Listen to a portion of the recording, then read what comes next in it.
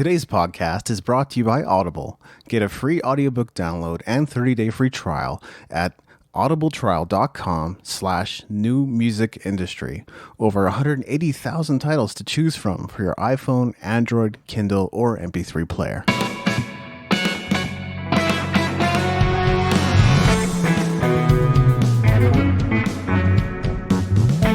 You're listening to the New Music Industry with David Andrew Weeb. Today I'm chatting with host of the Unstarving Musician podcast, Robonzo. How are you today, Robonzo? I'm great. That was like one of the smoothest intros ever because as we were just saying pre-record or pre-episode, we've just been chit-chatting, ice-breaking. I love it. I'm doing great. Thank you. Awesome. Yeah, we just been chatting away.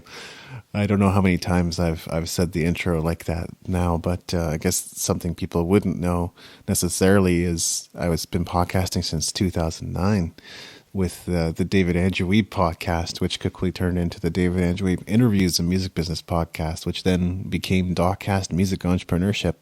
And then when I realized that nobody understood the cleverness behind the name of Dogcast Music Entrepreneurship, I temporarily quit and then rebooted. And that's the New Music Industry podcast, which is also the namesake of my book. But it's been an awesome and fun journey.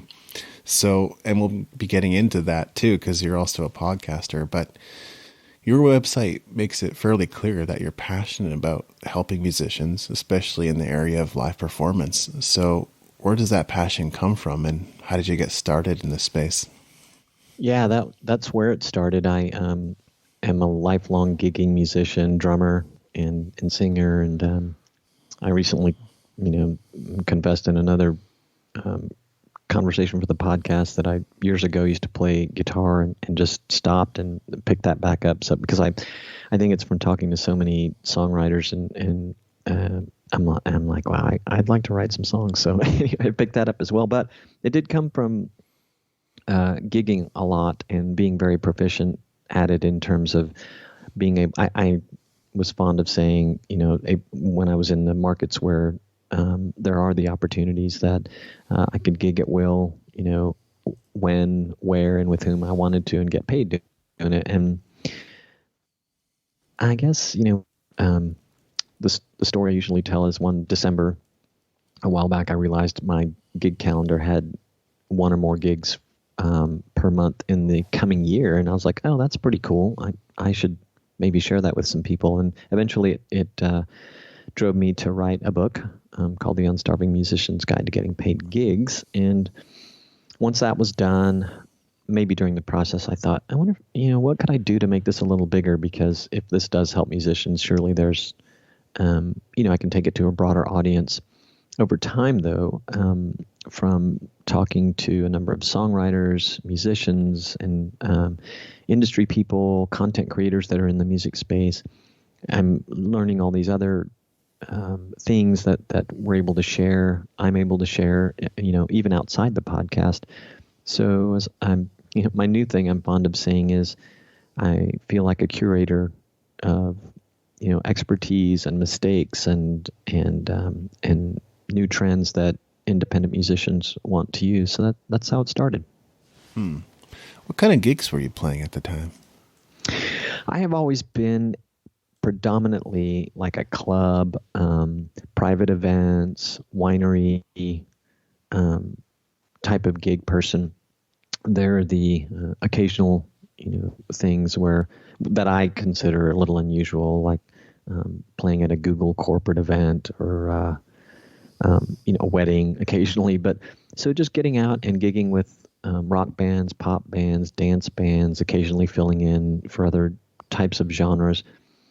And I guess for me, not every musician, as you know, is of this ilk. But for me, I put myself out there to be a sub whenever possible to grow my network as a musician. So just put myself out there, and that started happening more and more. And before I know it, I have wonderful opportunities to work with 4 or 5 bands in any given quarter, and a lot of them cover bands, and then some original artists. So that's predominantly what I was doing. Yeah, I think subbing is probably underrated. I used to do that quite a bit as a guitar teacher.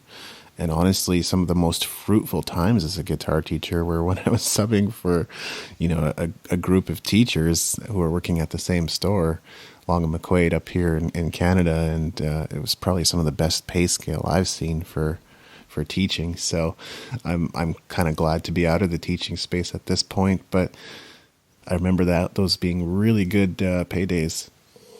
Yeah, it's a blast. And, if you're doing your putting in your best, it's so fun to perform with a group of new musicians, rehearsed or unrehearsed. And, they generally make you feel like a superstar if you just go and make them look good. And that's a lot of fun. Oh, that's so true. Yeah. And that's a really great tip too, is to be mindful of the musicians you're playing with and complimenting them. Oh, totally. And you know what? You also made me, reminded me, I have a good friend who's got this monster of a band called the House Rockers. Once upon a time, they were the Silicon Valley House Rockers, which I almost said, but the House Rockers are a like 9-piece band. The guy's a huge Bruce Springsteen fan, and I don't think they do any original music, but they are a working musicians band. And many of the guys are full-time musicians, not all of them. So some of those guys sub, quite a bit. In fact, I got to play with one of them, a couple of his side projects. But anyway, back to my friend who leads the band. He really doesn't like it because he wants his guys to be available always 100% of the time, and he's pretty good. I mean, what he's producing for his band and the musicians that play in it is pretty special. The payday is always good, and they really enjoy it. So for the most part, they're probably 99% available, but there's the occasion where they're like, I can't do it. I got myself booked on this other thing. So he really gets a little, I imagine he gets a little tense around the shoulders when I talk about subbing. I mean, that is the life of a session musician though, right? If you don't have your own band, or if you're just the kind of artist that everybody wants on their record or at their live show, I mean, that's the life. That's the way it is. Yeah. And, to state the obvious, on top of being a good player and a conscientious player and, listening to the musicians around you at all moments, being a nice guy or a nice gal to those that you work with. And beyond that, just like doing a personal inventory or whatever we call it these days to make sure that we are, because I have my moments where I'm not always the nicest guy, or I get my buttons pushed and say things I wish I wouldn't have. But anyway, to just always be mindful of that too. That took me, just the effort of trying to treat everyone like rock stars and being appreciative and having gratitude for all the opportunities took me so far. With gigging, and that's, that transcends into everything we do, right? Yeah. I've had Matt Starr on the show, and I remember him talking about the fact that it was so weird, sort of like introducing himself to Ace Frehley or like Mr. Big or whoever it was, and hobnobbing with them and trying to build that relationship so that he could ultimately get the gig. He's like, it's not really the intention. The intention first and foremost was to build that good, strong connection and relationship. But I think it's so necessary, right? No matter how awkward or uncomfortable it feels, you just got to be a good hang and be around these people if you want the gig.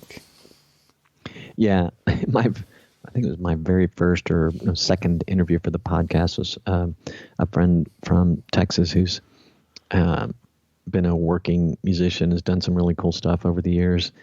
And one of the things he talked a lot about was, and he used that word, and when he's from spending time in Nashville, the hang. And he said it was all about the hang, and relationships. Yeah, exactly. It really is. What other kind of tips are you sharing with musicians to help them improve their gigging income? Outside of improving that, but it is related. Actually, it's very related, is to make sure that whatever projects you're working in, that you're happy with. And if they're not, creating joy, helping you create or realize joy in making the music that you're making, to just take a step back and think about how you can rectify that. Sometimes it means changing the situation. So that's a big one, because, and I share this one lately because I've kind of experienced this in two facets of my life where I was doing something a little longer than I should have. And, but, eventually either by my own doing or by external forces, I am presented with the opportunity for things to change. And lo and behold, when you're doing things that you really enjoy, you're a lot more productive, both financially and just kind of on the happiness scale. And something else I'm really reminded of from a conversation earlier today that I had for Ryan Carella's podcast, which is Breaking the Business. Ooh, well, I'm getting them all mixed up. I'm looking at too many on the pages today. And he, echoed something that I'm really fond of talking about, which is, and you and I have talked about it too prior to, hitting the proverbial record, is content creation. Yeah. And how much that can mean for musicians. So he's huge on the idea, and I've advocated it. I don't get as excited as he does, but he's not actually a musician. He's an entertainment attorney, and his podcast is to offer, advice for indie musicians like both of ours. But he was saying how huge it is for musicians to podcast, and also he's super excited both from this year and the coming year about live streaming and what it's doing for musicians to help them increase their opportunities and hence their income. Another favorite, I love the whole house concert thing. If you're in a place to do that, if you play, to me, if you play a guitar or keyboards, you're like totally house concert ready. And I don't care what genre you play, you just kind of semi-acoustify whatever you're doing if you need to, and dig into the house concert scene. And there are a lot of resources out there if if that's something you've just kind of heard about, as and I'm talking to your listeners right now, but if it's something that you're just kind of hearing about, there are a ton of resources, probably on musicentrepreneur.hq.com and certainly on my website where you can learn more about it. And those are some of my favorite, things. Obviously, build your email list. Build your email list. Build your email list. Good thing to reinforce, because I always end up having to share that same tip over and over, whether it's with coaching, consulting, or through the content that we create here. And what I found really interesting, I guess, is what you said about happiness. I think that's very often overlooked, and I can even admit that at times I've taken on jobs that I was not saying hell yeah to. The old Derek Sivers thing, it's hell yeah or no. Unless you're hell yeah, it's just a no, don't say yes. And I've so many times, like I've had so many lines in the water, as it were. If you're going fishing, sometimes you see those people with their 4 or 5 rods set up with bait on the end because they're just determined to catch something. They really don't care about the sport of fishing. They just want to make sure that a fish gets on one of those lines, and they can put as many lines out there as they can. Well, in business or in my various creative endeavors, I've been that guy at times. I think coming to this point, I'm trying to streamline a lot more, but I've been that guy before. That on the happiness curve wasn't always the happiest. Yeah. And a good thing you bring up about doing things, because the opportunity's there. And it's been talked about a lot of different ways by a lot of people smarter than me, but it is something we have to be careful about. And it's, I think it's not uncommon for us to, no matter how good we are at saying no to the right things, some of us much better than others, it's easy for us to get caught again in saying yes to something and not realizing it until it's irritating that you got involved with it. And there's always an opportunity to course correct. And I have to tell you, I read everyone listening and yourself included, no matter what you think of Phil Collins, I read his biography. He's a great drummer and Absolutely. Someone I really, between Genesis and what he did and things outside of both of those parts of his career, a lot of things I didn't know about him, but the big one, what we know about Phil, one thing we all remember about Phil Collins, if we, were there when he was doing any of his work, is he was everywhere to the point of annoyance to a lot of people. And that was because I'm sure he was a nice guy and he was obviously very talented. He was always getting asked to do these really great things, from like working with Eric Clapton to working on the Princess Trust because he knows Princess Diana, and just you name it. And he was just always like, well, I'm not going to get to do that again. But the most interesting part about it, as much as I was going, gosh, well, he can do so much, surely I can do more. But those things kind of destroyed him. His personal life, his health, and man, at the end of the day, that's all we got. It's true. Yeah. So it didn't destroy his career, right? And I guess that's the one thing you can say about that. Whereas it had the opposite effect with Vanilla Ice being omnipresent. It definitely ended up killing his career. Good point. Yeah. Yeah. And we can think of others too. I guess that's a whole podcast dissecting the different artists that did that. So, that were able to be everywhere to the point of annoyance, and the ones that were destroyed because they were everywhere to the point of annoyance. Yeah. But I definitely want to underscore what you said. Like, if you don't have your health, you don't got anything. And if you can't be present, if you're not there, then you got nothing. So definitely take care of yourself. Yeah, that's one of the tips I heard. I think it was Suze Polinsky, and certainly a bunch of other people, that, as they're creating both content and events and topics to talk about live with music artists, there's a big, seems to be a big movement, rightfully so, and kind of the whole self-care thing. And yes, on top of the fact that we can get burned out so easily, I have one thing that's been a recurring theme on the Unstarving Musician podcast, and I'm sure yours is, and not by my doing, but mental health.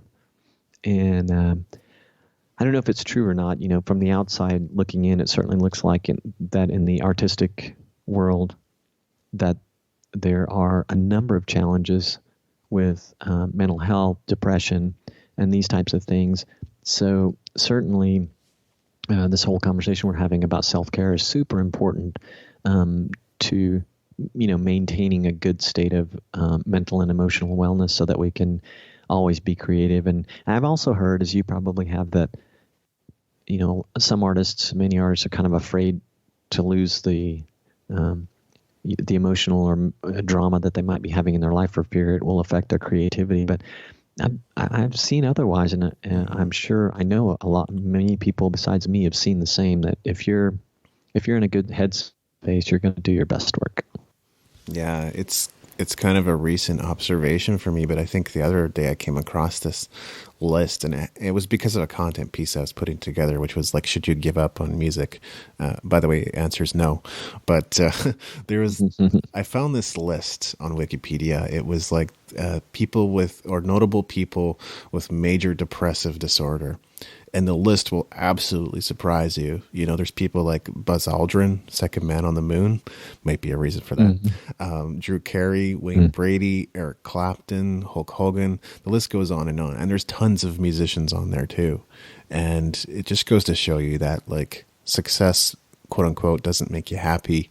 It may bring out parts of you that were always there to confront them, but these people that we think should be happy, are actually, might actually be some of the least happy people, just because of the circumstances they're in, or even maybe mental imbalances potentially. Yeah. I've been off and on thinking that this should become a bigger part of the Unstarving Musician. I've been really lucky in my lifetime to not have, I can, compared to most people, I can say I've had zero troubles.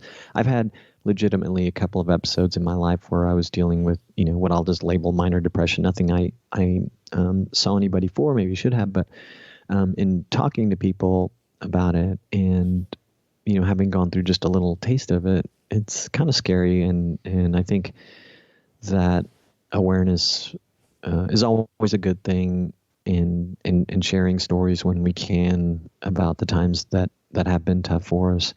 And, maybe in the process of doing that, we catch someone at the right time with the right resources to help, themselves outreach for help, or just take advantage of resources that are right in front of them to get better. So Yeah, I think we just gotta connect with more people, and people are lonely, and it's easier said than done. But that's what's gotta happen is we gotta start shaking hands and going, "Are you okay?" And people will just give you their blanket answer, but you gotta keep digging, right? It's like, "Are you okay?" yeah, and admittedly, it does feel like a strange world we're in at the moment Yeah, it compared to years does. past.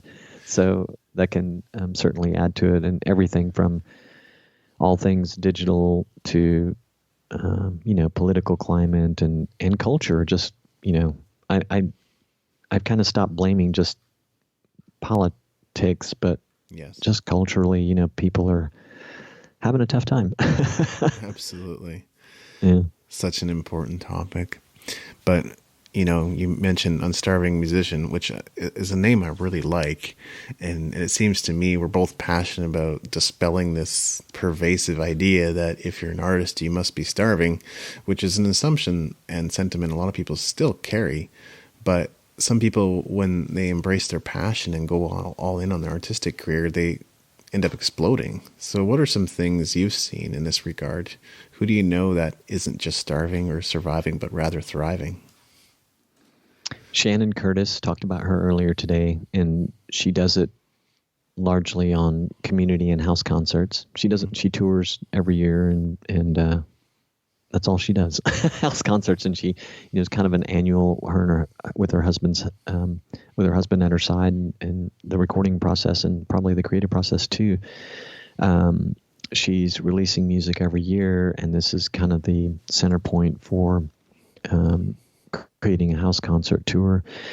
John Christopher Davis is a guy who's now based in Texas. He spent a lot of years in Nashville, and he's actually in the area in which I have a lot of family now in Texas, in Dallas-Fort Worth. And he's had a ton of success in licensing music, and I'm going to kind of throw him under the bus and say he's not among the young crowd. I'm sure he'd laugh, anymore. He's not really an old guy in the grand scheme of things, but Yeah. he still loves, what's going on in music, and it's changed a lot because he's been in the business for quite a while, and he loves performing, and he's busy as all get out, and he's got the right relationships going on. So he's doing really well. Gosh, I should just look at the list of podcasts. There are so many people. Right. Oh, there's one that came back into my mind recently. There's a band, Mingo Fish Trap, that is based out of Austin, I believe. And their founder, if I can find him, you might know of them. Let's see. Their founder is Roger Blevins Jr., and he went to school also in the greater Dallas-Fort Worth area, but at North Texas, a great music school. And they have carved out a niche in the festival scene for many years. And he's someone I need to reconnect with.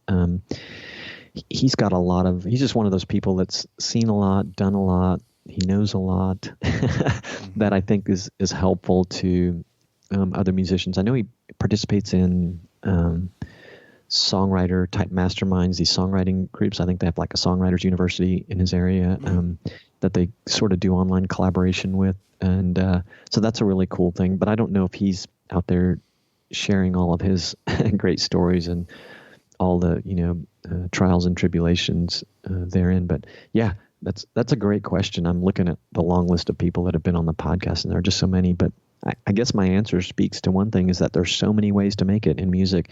To me, Ryan Corella, who I talked to earlier today, was saying there's no better time to be in the music industry. There's so much opportunity.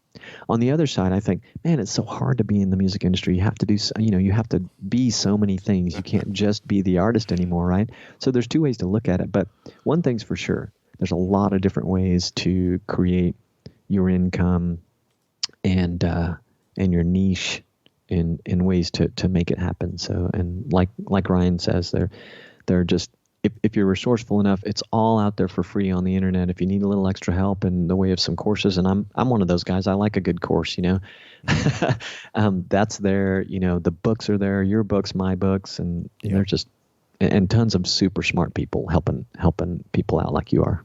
Yeah. Boom. Mic drop. There you go. Yeah, you don't have to be starving at all.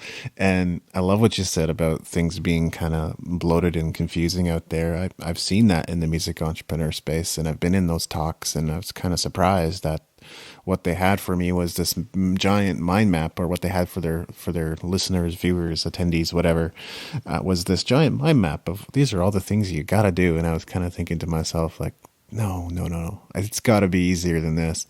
And that's why I'm currently developing the Music Entrepreneur Code.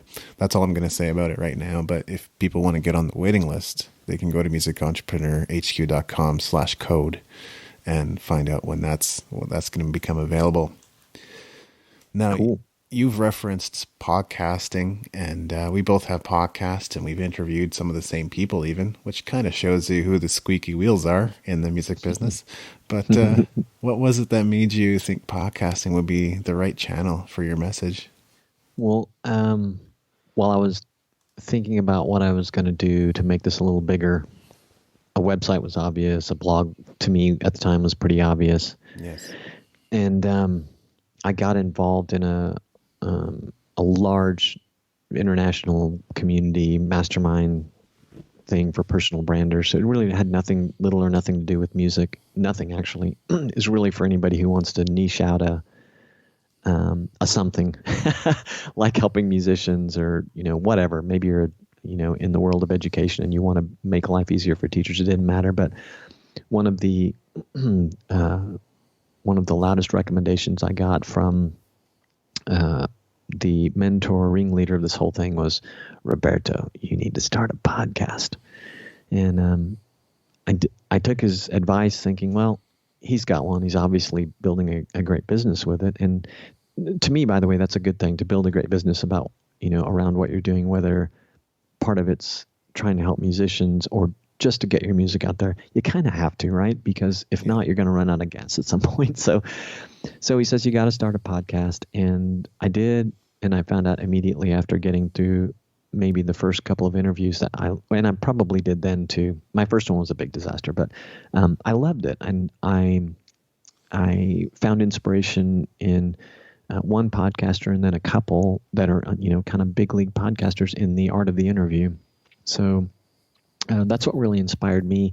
And the more podcasters I talk to, or the more podcasts that I get exposed to and kind of check out, there's so many directions for growth or for rebranding that are out there. And somebody told me the number of podcasts that are out in the U.S. just this week, and it's a huge number. But we also are hearing that it's still at an early stage. So Yeah. That's why I got into it, and I find it to be a lot of fun. But it's not going to be everybody's jam.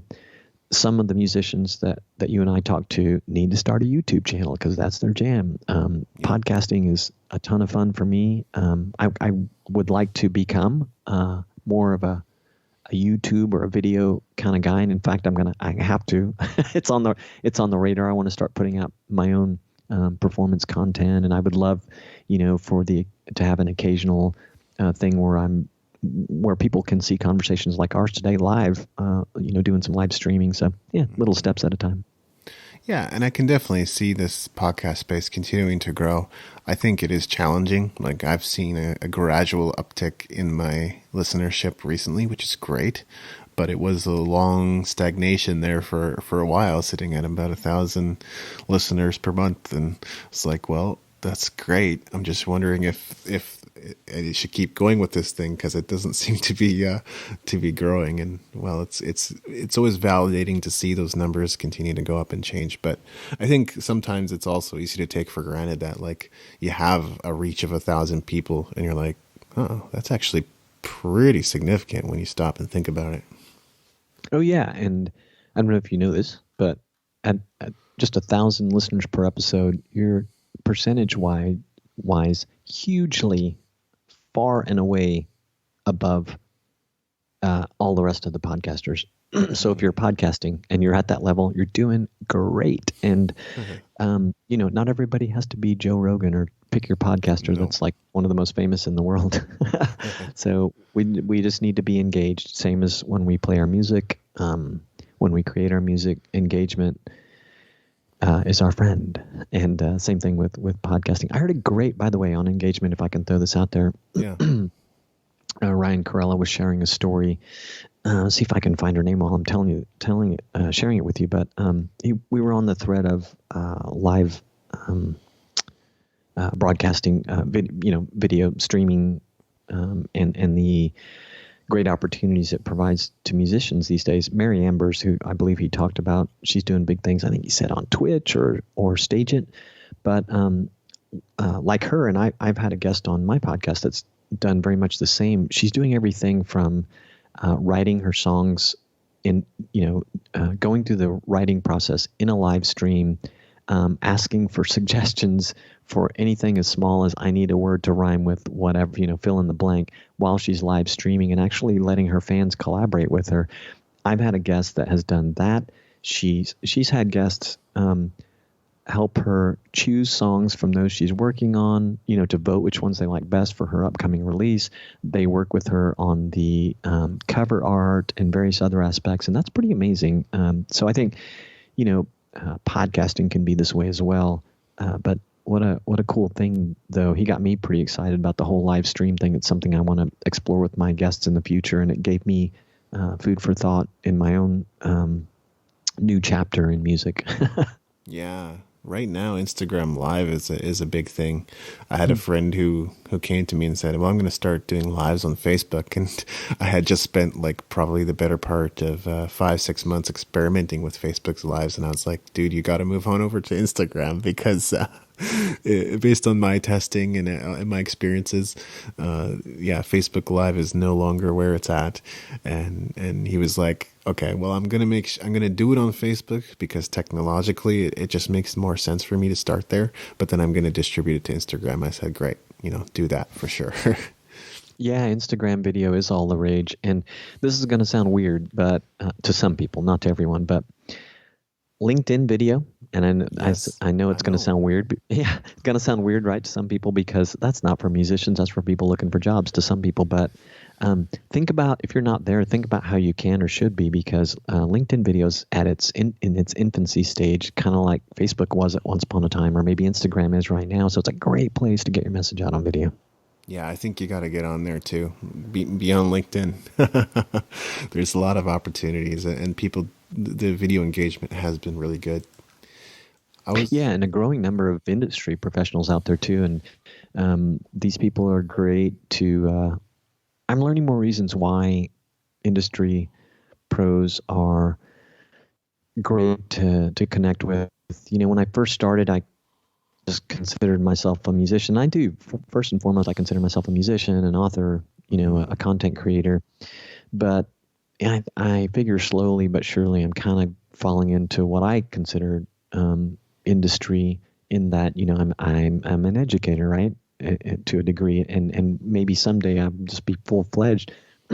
But, when I was just looking at myself as a musician, I really was thinking, I just want to talk to musicians. I don't really need to talk to the industry people, but there's so much that they have to offer just in terms of information, because they're talking to and working with a ton of musicians. Yes. And most of these folks really, really, really love helping musicians. Some of them are musicians, some of them not so much. Some of them are self-admittedly crappy musicians, but they just love music and love musicians. And wow, I'm kind of getting slapped in the face recently with what great friends and partners they can potentially be. Yeah. Oh, absolutely. There's a lot that can be learned from that. And it depends on who you talk to too. Like, some of them are going to be a little more traditional and conventional in their approach and what they talk about, and it may not end up applying to some independent musicians. And then there's others who are looking to the future and looking to the possibilities of streaming and online marketing and everything else that's going on in the world. So you can get different perspectives that way. Yep, totally. Love it. And from different genres, I suppose, too. A genre that I'm kind of excited about. I've had a love-hate relationship with it forever, but DJs. Yes. And one of my former guests, who's going to be, I'm going to do a follow-up interview with pretty soon, but I got to meet her in Nashville in person. Her name is Notel, and she's kind of grown up she's a singer. I consider her a singer first and foremost. She's a songwriter, but she's been immersed in the DJ world for a long time. And when I met with her in Nashville just last week, she was telling me she just came from a recording session. She was putting together, get this, and it was new to me. Maybe it's not to you, but she was working on a product that would be distributed to the DJ community for use as samples. So it was a lot of vocal stuff with some music overlay. So I was imagining, I still don't, I'm real interested in speaking with her more about it, but what I'm kind of imagining is, she's got this digital product or maybe physical as well, and it's got probably snippets of things, kind of like when you go into a garage band or something and you find these, license free or whatever, royalty free music options that you can use for podcasting for those who are familiar and can make that comparison. But that was yet another way to make, to put your career together, another income stream, but a really cool and exciting thing I was unfamiliar with. And again, she turned me on to some DJs to check out. And I've seen a couple that I'm like, that person seems pretty artistic. And I've seen some with, what was that band, Incubus? I don't know if they're still around, but they had a guy that I consider, a DJ on stage with them. And he was brilliant, in this rock band. So there are certainly all kinds of applications. And I know there's some crappy ones, of course, but it's something I'm more interested in these days. Yeah, no, it's really cool. And, there was that entire period of kind of the hybrid hip hop band, pop band, rock band sort of thing, Linkin Park, or even Sugar Ray to some extent. Mm-hmm. I think Incubus might still be going at this point. I've been compared to them, or some of my music has been compared to them, which is kind of cool. I guess I have a little bit of that alternative vibe. I recently, I wouldn't say like I came back to music, but I've started making more music than I did in the past, and good for you. Planning out a new album for 2020 and that kind of thing. But I think it all came from something podcast guests recently shared with me, off air, as it were, and he was like, "Hey, I went and listened to your Fire Your God recording.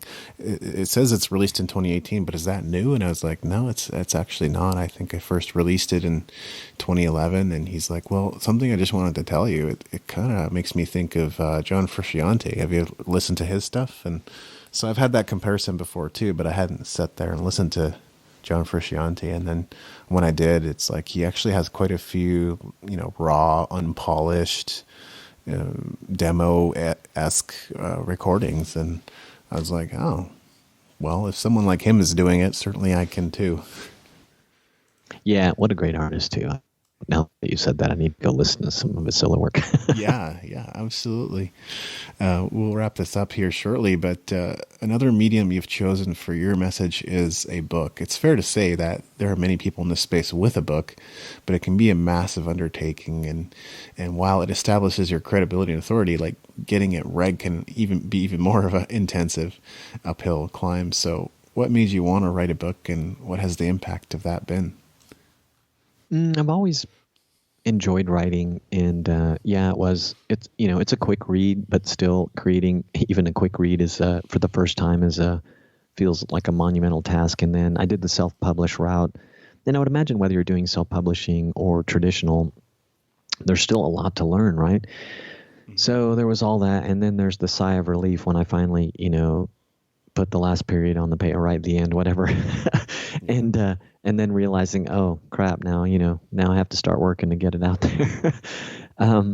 So it was the story. It was the idea that I have kind of a cool story about what this whole being a subbing, a musician, a gigging musician, and a drummer, and a busy one who's gotten to work with a lot of wonderful people that I want to share, because I'd seen some of my peers around me struggle with something that was coming to me pretty easy.